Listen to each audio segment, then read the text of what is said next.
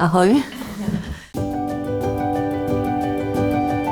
Asi tak pred pár rokmi, a hlavne doma, sme si všimli, že veľa vecí zabudám. Až mi hovorili, že som taká Dory. Budila som sa o 3:00, o 4:00 a keďže to pretrvávalo dlhšiu dobu a nevedela som, že čo sa deje, zachádzala to až tak, že vlastne som si prestala veriť. Tak som vyhľadala doktora a tá mi teda pani doktorka potvrdila, že nie je to štítna žľaza, ale teda, že som prišla do tohto obdobia perimenopauzy.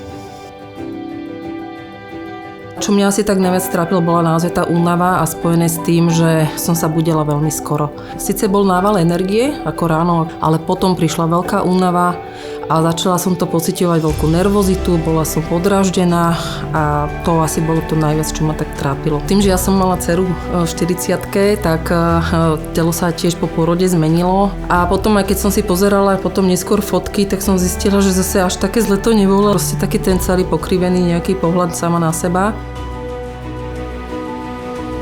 Stávalo sa mi aj v práci. Musím povedať, že teda môj tím je naozaj skvelý a ja ich na to aj upozorňujem, že lepšie to nebude, že nech majú so mnou naozaj tú trpezlivosť. Niečo si povieme a ja zabudnem a musím sa znova pýtať na to isté. Tak prosím zopakovať. Odkedy viem, že naozaj nie je so mnou nič zlé, je to len nejaká fáza tohto môjho ženského života, tak k tomu pristupujem naozaj inak a začala som mať také tie ranné rituály. Tak sa tak ukludnem, pripravujem sa na ten celý deň. Mávam štruktúru v hlave, že zhruba čo ma čaká. Potom mi strašne pomáhajú aj farby. Začala som si nosiť kvety do práce, naozaj na stole mňa nájdete kvety. Veľmi milujem prírodu, keď máme záhradu a pozriem vo mne, to naozaj veľmi stačí, ma to ukludní, keď sa prebudza, tak aj vo mne to naozaj vyvoláva o mnoho lepšie také tie pocity a som taká nadšenejšia, neviem.